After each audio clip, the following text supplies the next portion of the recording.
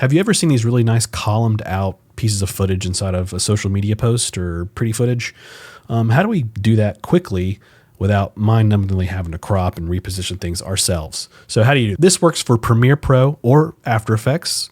In both, doesn't matter. So you have your, let's pretend this is 1080p or your correct resolution in Premiere Pro.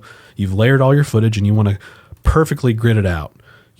Let's just pretend that is the vertical footage we want. Really simply, just highlight all your layers inside of Premiere Pro, right click, replace with After Effects composition. It's going to automatically open up After Effects. It's going to create a red layer like this.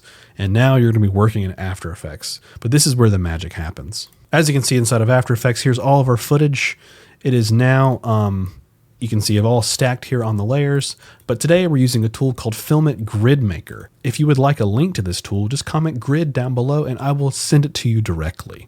So GridMaker does exactly what we're saying here. It grids out footage for you automatically. Now, could you do this yourself? 100%, but it is kind of slow and boring when you got to go through a lot of clips. So quickly, we know we have 7 pieces of footage here. We have a couple options inside of GridMaker. Pre-comp each layer. Usually leave that turned on, but you can totally turn it off. That is okay. Let's do pre-comp each layer. Let's do 1x7 and click apply. And automatically our footage has been gridded out.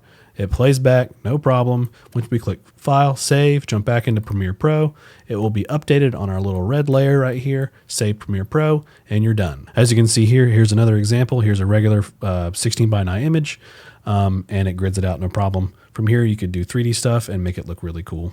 As always, guys, I'm Max. Thanks for watching this video. Thank you for being a part of the channel. And if you are new to the channel, feel free to like and subscribe. And don't forget to check out filament.io. QR code is on the screen. Plenty of digital tools and awesome assets for all you creators. Check it out today.